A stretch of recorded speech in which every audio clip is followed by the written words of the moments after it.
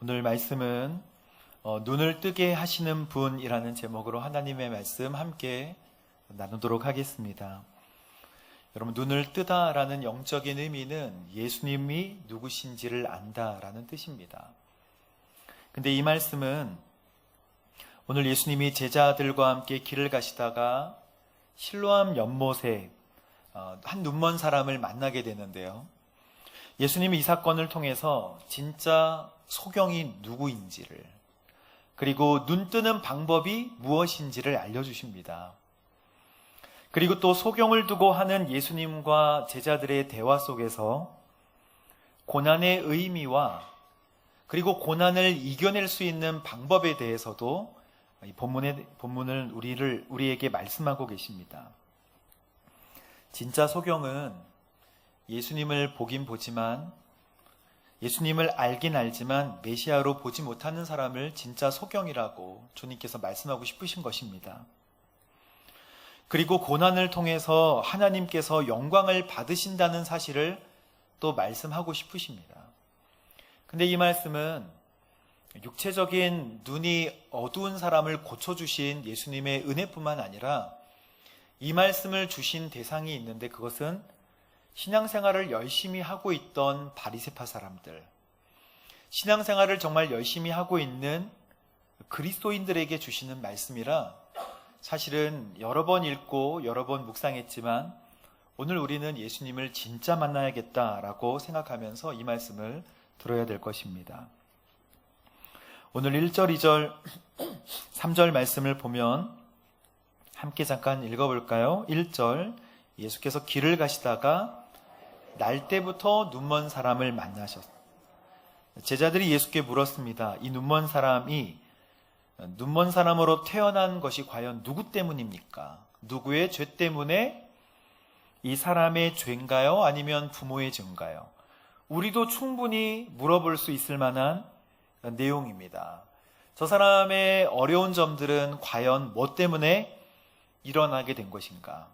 저 사람의 축복은 과연 뭐 때문에 주어진 것인가? 우리는 원인에 대해서 알아가기를 원해요. 근데 예수님은 여기에 대해서 전혀 우리가 생각하지 못한 말씀을 하십니다. 3절 말씀 함께 읽어보겠습니다. 시작.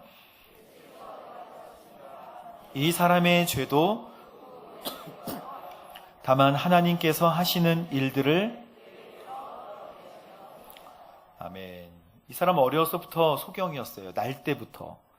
그래서 다른 일을 할 수 없었고 국어라는 비참하고 어려운 삶을 살아왔습니다. 8절 말씀에 보면 국어를 하고 있었다고 기록이 되어 있기 때문에 사람의 인생이 어려웠을 거라고 짐작을 합니다. 그런데 불쌍히 여김을 충분히 받을 만하고 그와 친구가 되려는 사람은 없었고 마음과 육신 모두 다 보는 눈이 닫혀 있었다는 것을 충분히 짐작할 수 있어요. 사람들은 이 사람의 원인, 죄 때문에 그렇게 되었구나라고 많이 생각했습니다. 그 이유는요, 구약의 율법 자체가 이 소경을 제사장으로 삼지 않습니다. 그러니까 제사의 업무에서 완전히 배제하고 소경에 대한 처우가 지금보다도 더 안 좋았기 때문에 그래요. 그래서 이것은 하나님께로 주어지는 그 심판의 결과이다, 죄 때문이다 라고 생각을 했습니다. 근데 구약 성경이 그것을 이야기하는 것은 아닙니다. 구약은 죄의 영향력이 크기 때문에, 자손에게 미칠 영향력이 엄청나게 크기 때문에 그 악영향으로 죄의 상속을 이야기한 것이지, 죄가 이렇게 계속 엄마의 죄가 아들에게 이렇게 전가되거나 전이가 되는 것은 아닙니다. 예수님은 우리와 다른 그 시각을 가지고 계십니다. 지금 제자들이 부모의 죄입니까? 아니면 본인의 죄입니까? 라고 물어봤을 때 예수님은 그 사람의 존재 목적에 대해서 이야기를 하세요. 나의 고난도 마찬가지입니다. 예수님은 고난의 원인을 밝히는 것에 관심을 두는 것이 아니시고요. 고난을 통해서 하나님이 어떻게 일하시고 도우시며 하나님의 뜻과 영광을 보이시는가에 집중을 하고 계십니다. 그래서 우리가 사실 불행하다, 어렵다라고 생각하는 어떤 고난이 있으면 하나님의 관점으로 보면 아니라는 것입니다. 나의 고난과 불행은요, 하나님의 영광을 드러낼 수 있는 뭐가 될 수 있다? 통로가 될 수 있다. 요한복음 11장에 보면 나사로를 살리시는 예수님의 기적이 소개가 되어 있는데, 예수님은 나사로를 사랑했고 마르다와 마리아도 사랑했지만 이틀 동안 기다리시고 가지 않으십니다. 그 이유는 많은 사람들이 모이기를 기다리고 계시고 그 가운데서 하나님의 영광을 드러내기 위해서 기다리시는 거예요. 그러니까 어떤 사람의 죽음과 같은 고난과 우리 가운데 있는 참을 수 없는 고통과 고난의 시간을 우리는 어떻게 대해야 할지를 요한복음에서 말씀하고 계시는 것입니다. 여러분, 이스라엘의 광야 생활을 보면 감사할 게 하나도 없어요. 왜냐하면 광야는 아무것도 없는 곳이거든요. 하지만 광야는 하나님을 바라보게 하는 무대가 됩니다. 이스라엘 백성들이 하나님을 의지하도록 만드는 시간은 바로 광야의 시간이었어요. 그래서 광야를 통과하는 방법을 하나님께서 광야 생활을 통해서 알려주셨는데 그것은 두 가지, 감사와 순종입니다. 우리는 어떻게 감사와 순종을 할 수 있을까요? 불평이 아니라 하나님에 대한 감사인데 정말 그러한지를 신명기 8장 2절 3절 말씀을 통해 확인해 보겠습니다. 함께 읽어볼까요? 너희 하나님 여호와께서 40년 동안 광야에서 너희를 어떻게 이끄셨는지, 어떻게 너희를 낮추시고 너희를 시험해 너희 마음에 무엇이 있는지, 명령을 지키고 있는지 아닌지를 알려고 하셨음을 기억하라. 그리고 3절 말씀 시작. 그분이 너희를 낮추시고 배고프게 하셔서 너희나 너희 조상이 전혀 알지 못했던 만나로 먹이신 것은 너희로 겸손하게 해 사람이 빵으로만 사는 것이 아니라 여호와의 입에서 나오는 모든 말씀으로 사는 것임을 가르쳐 주시려는 것이었다. 아멘. 여러분, 고난이나 결핍은 하나님을 바라보는 무대가 됩니다. 하지만 그것이 우리에게 다가올 때는 하나님이 튕겨져 가고 우리는 합리적으로 이 고난과 고통을 이겨낼 방법을 찾기 시작하는 것입니다. 감사의 목적어는 하나님이 되셔야 합니다. 그래서 이스라엘이 하나님께 감사할 때의 그 동기는요, 하나님이 무엇을 해주셔서 감사하는 조건 감사가 아니에요. 하나님의 신실하심에 대한 감사입니다. 그러니까 우리에게 하나님이 다 채워주시긴 하지만 하나님이 내 인생을 향하여서 신실하게 끝까지 인도하신다라는 굳은 믿음과 확신에 대한 감사예요. 조건으로 다 주어지는 것을 감사하지 못할 사람이 어디 있겠습니까? 그래서 주님께서는 오늘 이 소경이 처해 있는 상황을 하나님의 영광을 위한 것이다 라고 말씀하셨을 때, 우리가 만약 고난 가운데 있다면, 여러분, 죄로 인한 고난이면 죄를 끊으셔야죠. 죄에서 멀리 도망가시게 되기를 바랍니다. 하지만 죄가 아닌 이유를 알 수 없는 고난이나 고통의 문제가 있다면 여러분 그냥 브레이크스루, 통과하시거나 인내하십시오. 하나님이 여러분을 통해서 영광 받게 되실 줄로 믿습니다. 그게 그리스도인이에요. 그리스도인은 그런 것입니다. 그래서 예수님께서 이 소경의 눈에다가 침을 뱉어, 눈에다가 침을 뱉으면 얼마나 그럴까요? 제가 말씀을 이렇게 진흙에다가 이렇게 침을 뱉어서, 바닥에다 침을 뱉어서 진흙을 만들어서, 근데 저 같았으면 사실 제가 궁금했던 점이 두 가지가 있습니다. 예수님이 침이 많으셨나? 그걸로 이렇게 진흙을 이기셔서, 저는 예수님의 눈을 뜨게 하신 여러 가지 궁금증들이 있긴 해요. 예수님이 이렇게 손으로 귀를 막으셨다 그러는데 이 손이 그렇게 크셨나? 양쪽 귀를 막으셨거든요. 어쨌든 진흙을 이겨서 그 눈에 이렇게 발라주시고 그것을 실로암 못에 가서 씻으라고 말씀하십니다. 제가 소경의 입장에서 봤을 때 침을 뱉어서 진흙으로 이겨서 눈에 바르는 것도 이상하지만, 왜냐하면 구약에 한 번도 눈을, 선지자나 예언자나 그 누구도 구약에 눈을 뜨게 한 적이 없었습니다. 이사야 선지자가 예언을 할 때 그분은 눈을 뜨게 한다라고 예언했기 때문에 만약 눈을 뜨게 하는 분이 계시다면 그는 메시아다라고 사람은 생각하고 있었어요. 그래서 이 사람들도 설마 메시아인가? 라고 생각하면서 긴가민가 했던 것입니다. 눈에 진흙을 발라서 실로암 못에 가서 그것을 뜨게 하는 것. 이게 정말 신기한 일인 것은 실로암 연못이라고 하는 곳은요, 원래 아수르가 쳐들어왔을 때 그 사네립이라는 하여튼 그런 이방 민족들이 공격하는 방법들이 있었는데 그 예루살렘 성을 이렇게 동그랗게 둘러싸는 거예요. 그러면 그 기드론 시내가가 성 오른쪽에, 우리가 사진으로 볼 때 성 오른쪽에 이렇게 기드론 시내가 이렇게 흐르는데, 예루살렘 성 사람들은 여기서 물을 길러다가 본인의 식수를 해결했는데요, 성을 둘러싸면 바깥으로 나갈 수가 없어서 말라서 죽게 되는 것입니다. 그래서 이때 지하를 거의 100m, 200m씩 이렇게 낮게 파가지고 기드론 시내가 흐를 때 성 안쪽으로 물이 스며들어서 여기 연못이나 우물을 만들 수 있도록 만들어 놓은 장치가 하나 있었는데 그게 바로 실로암 못이에요. 그러니까 이거는 생명의 물과 같습니다. 이 물을 식수로도 사용했지만 특별히 초막절 때, 초막절은 장막절 수장절이라고도 합니다. 이스라엘 사람들이 40년을 광야 생활을 할 때 그 40년을 신실하게 지켜주신 것을 감사해서 일주일 동안 장막을 치고 지내는 절기라고 해서 초막절, 장막절이라고도 하고, 또 그 장막절에 마침 절기가 추수에 대한, 그래서 저장에 대한 감사를 하는 절기이기 때문에 수장절이라고도 부릅니다. 이스라엘의 3대 절기 중에 하나예요.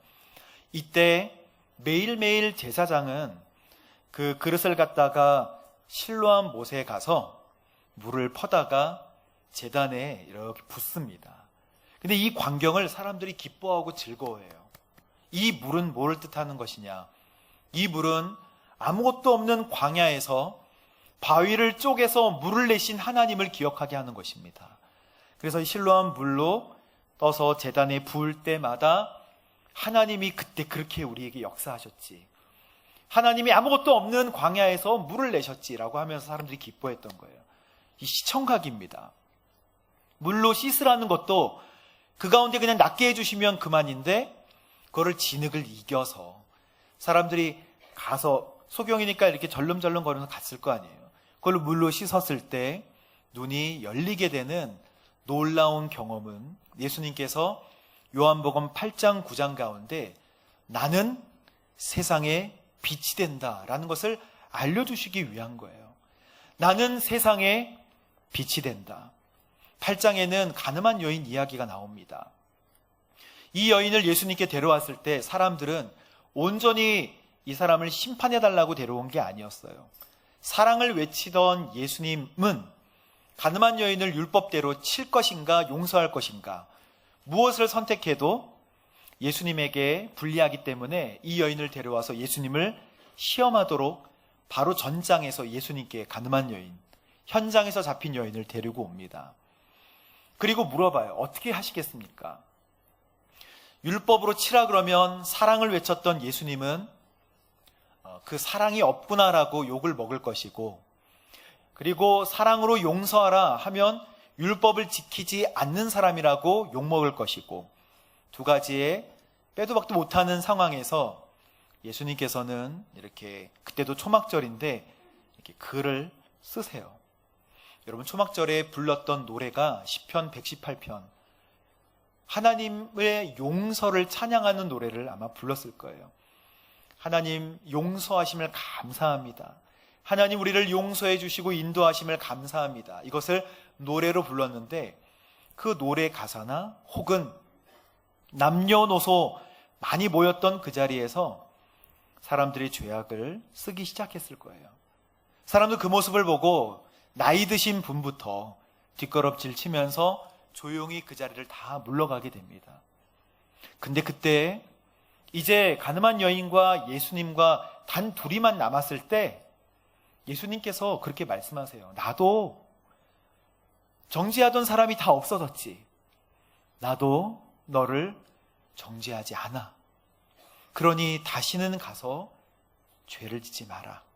주님께서 그렇게 말씀해 주세요. 그리고 나는 세상의 빛이다. 주님께서 우리에게 어두움 가운데 살고 있는, 그렇게 살아갈 수밖에 없는 사람들에게 오셔서 나는 세상의 빛이 된다라고 말씀하신 이 말씀이 그 사람들에게만 빛이 되는구나라고 생각해서는 안 되고, 오늘 나에게 오셔서 빛이 되는 분이시구나라고 고백하게 되기를 바랍니다. 우리는 이 두 사건보다 사건 중간에 있는 내용들을 잘 살펴봐야 하는데요. 예수님은 하나님의 말씀이 없으면 보지 못하고 진리를 알 수 없고 빛에 대해서 알 수 없다고 말씀하고 계십니다. 여러분, 우리가 예수님의 말씀을, 하나님의 말씀을 펴서 읽지 않는다면 우리는 결코 예수님에 대해서 잘 알 수 없을 것입니다. 오늘뿐만 아니라 내일도. 오늘은 말씀을 들었으니까 좀 괜찮겠지만 내일부터는 여러분 소경의 삶, 진리 밖에서 벗어나는 삶을 살아갈 수밖에 없으십니다. 왜 그러냐면 예수님께서 이렇게 말씀하세요. 예수님을 믿게 된 유대인들에게 주님께서 8장 31절 32절에 이렇게 말씀하십니다. 만약 너희가 내 말대로 산다면 참으로 너희는 내 제자다. 그리고 진짜 유명한 말씀을 하세요. 너희는 진리를 알게 될 것이며 진리가 너희를 자유케 하리라. 이게 바로 학교에 어떤 표로 있는 것처럼 진리를 알지니 진리가 너희를 자유케 하리라. 이 유명한 말씀이 바로 유대인들에게 하신 말씀이에요. 너희가 내 말대로 산다면 참으로 너희들은 내 제자가 될 거야. 근데 유대인들이 되묻습니다. 우리는 자유를 지금 선포하셨는데 우리는 어디에 속박된 적이 없거든요. 이렇게 얘기해요. 그래서 33절에 우리는 아브라함 자손이거든요.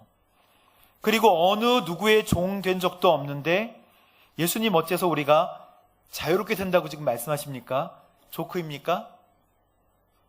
이게 바로 우리의 상태를 이야기하는 거예요. 주님, 우리는 소경이 아닌데 왜 눈을 뜬다고 말씀하십니까? 우리가 이렇게 얘기하는 이유는요, 우리 육신의 눈이 번쩍 띄어져 있기 때문에 그래요. 그래서 영의 눈이 우리가 진짜 소경인 것을 잘 모르는 거예요. 예수님께서 말씀하십니다. 진실로 진실로 너희에게 말한다.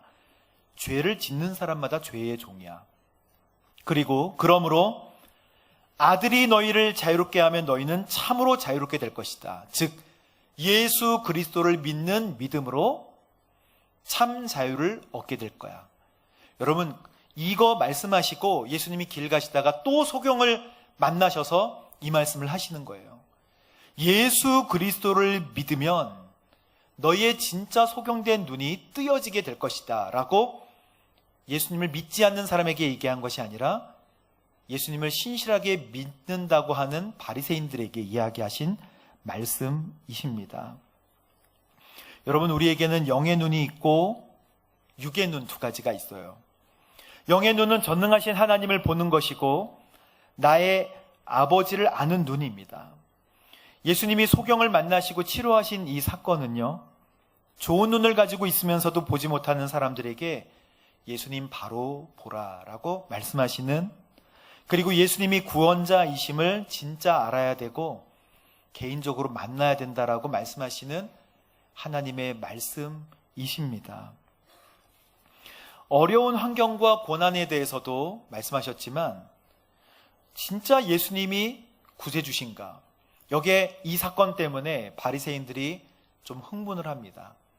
이 사람이 진짜 눈이 띄어지고 나았는데 이 바리새파 사람들이 이 소경에게 너 눈을 뜬 게 진짜 확실하냐라고 물어보고, 그 사람이 맞냐라고 물어보고, 어떻게 눈을 뜨게 됐냐라고 계속해서 반복해서 물어봐요. 근데 그날은 어떤 날이었냐면 안식일이었습니다.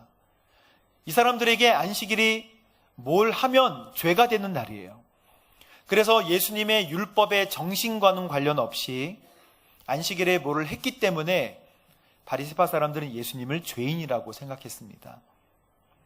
그래서 눈 뜨고 보고는 있지만 하나님의 능력을 제한하는 사람들, 바리새인, 우리가 눈 뜨고 보고 있지만 예배드리고 있지만 크리스찬으로 함께 모여서 하나님을 예배하고 있지만 우리가 하나님의 역사까지 제한하는 사람들이 되지 않도록 주님께서 오늘 우리에게도 말씀하고 계시는 것입니다. 실제로 바리새인들의 대사는 이래요. 이 사람이 안식일을 지키지 않은 것을 보니, 우리가 딱 보니 하나님께로부터 온 사람이 아니요 라고 단정을 짓습니다. 그래서 하나님께 영광을 돌려라. 우리가 알기로는 그 사람은 죄인이다 라고 단정합니다. 근데 소경은 당신들은 왜 고지 듣지 않습니까? 분명히 나를 고쳐주신 분은 예수님인데 왜 고지 듣지 않고 순종하지 않습니까? 예수님이 보여주시려고 하는 것은 바로 이 장면이에요. 예수님은 능히 눈을 뜨게 하실 수 있는 분이십니다. 하지만 요한복음 9장에 나오는 진짜 소경이 누구인가라고 하는 이 제목의 내용은요, 예수님을 알고 믿고 있지만 예수님을 나의 구세주, 나의 하나님으로 진짜 개인적으로 만남이 없는 사람들에게 주시는 말씀이죠.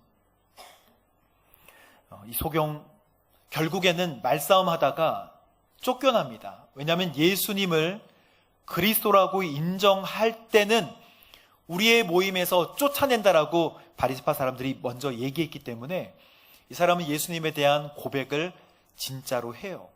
그래서 쫓겨납니다. 그리고 나서 역사적인 만남이 시작돼요. 소경은 눈은 떠졌지만 영의 눈은 아직 닫혀 있어요. 그의 육신의 눈은 떠져 있지만 예수님이 나를 고쳐주신 것까지는 아는데 그분이 누구신지는 모르는 거예요. 그래서 예수님이 몰래 이제 소경을 다시 찾아오십니다. 그래서 물어봐요. 뭐라고 물어보십니까? 너가 인자를 믿느냐? 이렇게 물어보세요. 인자는 Son of God, 그러니까 하나님의 아들을 인자라고 하는데 하늘로부터 오셔서 사람들을 구원할 메시아, 그리스도를 인자라고 하는 것입니다. 그래서 예수님께서 너는 인자를 믿느냐? 너는 너의 인생에 예수 그리스도를 구세주로 믿느냐라고 이렇게 물어보시는 거예요. 그때 이 소경은 이야기합니다. 선생님, 그분이 누구신지 말씀해 주세요. 제가 그분을 믿습니다. 사실은 실로암에서 이렇게 눈 비벼서 떠진 사건이 감동적인 게 아니라 그거는 육신의 눈이 떠진 거고, 지금 이 마지막 소경이 진짜 예수님을 만나서 그분이 인자라는 것을 아는 이때가 정말 영의 눈이 떠지는 상태입니다. 예수님께서 말씀하세요. 너가 이미 그를 보았어. 너와 말하고 있는 사람이 바로 그야. 예수님은 내가 누구인지를 너가 알았으면 좋겠다 하면서 소경에게 말씀하세요. 그러자 그 사람이 반응합니다. 아, 그렇군요. 이게 아니고요. 주여, 제가 믿습니다. 이거예요. 주님, 제가 믿습니다. 그 전까지 주님이 날 고쳐주신 것은 알고 인도해 주신 것까지는 알았는데요. 주님, 이젠 제가 믿습니다. 그리고 예수께 바짝 엎드려 절합니다. 주님께 자신의 인생을 드리고 순종하는 사람으로 바뀌었던 것이죠. 그런데 주님께서 말씀하십니다. 내가 이 세상을 심판하러 왔어. 못 보는 사람은 보게 하고 보는 사람은 못 보게 할 것이다 라고 얘기하니까 저 멀리 바리새파 사람들이 그 이야기를 듣고 우리도 눈먼 사람이란 말입니까? 우리 일주일에 2번씩 금식하고 10의 1조는 꼬박꼬박 드리면서 정말 존경받으면서 신앙생활하고 있는 저희 지도자들이거든요. 교회 중직들이거든요. 저희도 눈이 멀었다고 지금 말씀하시고 계시는 것입니까? 라고 물어보자 예수님 말씀하십니다. 너희가 눈이 먼 사람이었다면 죄가 없었을 것이지만 너희가 지금 본다고 하니 너희의 죄가 여전히 그대로 있다. 이 말씀이 오늘 우리에게 주시는 말씀입니다. 사랑하는 성도 여러분, 예수님을 정말 나의 구주, 나의 하나님으로 만나고 동행하고 계십니까? 주님께서 오늘 이 말씀을 우리에게 주실 때는 진짜 소경이 있다고 말씀하시는 거예요. 진짜 소경, 예수님을 개인적으로 만나지 않은, 나의 구주, 나의 하나님으로 영접하지 않은 소경을 진짜 소경이라고 말씀하시고, 그리고 원래 육신이 소경이었던 사람은 눈이 떠졌지만 그가 예수님을 고백했을 때, 나의 주님이라고 고백했을 때 그의 영적인 눈뿐만 아니라 육적인 눈도 떼어짐을, 열림을 감사하는 거룩한 인생이 되었습니다. 이 말씀으로 사실 만들어진 찬양이 실로암입니다. 어두운 밤에, 캄캄한 밤에 새벽을 찾아 떠난다. 이 찬양을 모르면 아마 멀리 외국에서 오신 분일 거예요. 근데 저는 이 찬양을 누가 제일 잘 불렀냐면 저를 가르쳐 주셨던 김영혁 선생님, 되게 잘생긴 선생님이었어요. 지금 어디 계신지 모르겠지만 기타를 치면서, 저는 그때 이 찬양을 들으면서 이거는 아침에 일어나서 교회를 가는 어떤 한 청년의 이야기구나, 이렇게 생각했습니다. 왜냐하면 캄캄한 밤에 새벽을 향해 떠난다. 종이 울리고 닭이 울어도 내 눈에는 오직 밤이었어. 그러니까 이 청년은 시골에 사는 청년이구나, 이 정도로 생각했는데 그게 아니고요. 이 청년은 소경이었죠. 그죠? 자기 눈이 보이지 않기 때문에 어두운 밤, 캄캄한 밤, 늘 새벽 같은 그런 인생을 살고 있었던 사람이 종이 울리고 닭이 울고 모든 사람이 환해지는 낮 같은 이렇게 여명이 밝아와도 내 눈에는 오직 밤이었어요. 여전히 내 인생은 그냥 암흑길을 걸어가고 있는 인생이었죠. 우리가 처음 만난 그때는 차가운 새벽이었어. 내가 예수님을 그때 만난 그때는 아주 내 마음도 냉담하고 구걸하는 인생이었지만, 잘 몰랐지만 당신 눈 속에 여명이 있음을 나는 느낄 수가 있었어. 여명은 여러분 희미하게 떠오르는 태양 같은 빛이잖아요. 당신의 그 말과 눈 속에 진짜 당신이 생명의 빛이 되심을 나는 알 수가 있었어. 오 주여, 당신께 감사하리라. 실로암 내게 주심을. 주님 너무나 감사해요. 나의 영의 눈을 뜨게 해주셔서 감사해요. 나에게 이 영원한 꿈에서 깨이지 않게 해주세요. 주님과 늘 동행하게 해주세요. 라는 찬양 아니겠습니까? 저도 이 찬양을 많이 불렀지만 그때는 신나서 불렀고, 지금은 진짜 소경된 우리를 뜨게 해주신 예수님께 감사하면서 부릅니다. 사랑하는 성도 여러분, 오늘 이 말씀 기억하시고 주님께서 진짜 맹인이 누군지를 말씀하신 이 말씀에 따라 환히 주님을 바라보게 되는 저 여러분 되시기를 주님의 이름으로 축복합니다. 기도하겠습니다. 아버지, 감사합니다. 우리에게 오셔서 말씀하실 때 내 주님, 주님은 나의 주십니다 고백하는 우리 모두가 될 수 있도록 인도하여 주옵소서. 우리의 인생이 안개와 같을지라도, 또 고난 가운데 있을지라도 나의 고난을 통해 영광 받으신 우리 하나님을 찬양합니다. 하나님, 조건 때문에 감사하는 것 아니고, 하나님, 조건이 없어도 주님을 신뢰하기 때문에 무한 감사할 수 있도록 인도하여 주옵소서. 내 인생을 통하여 영광 받으실 우리 하나님 찬양하며 예수님의 이름으로 기도합니다. 아멘.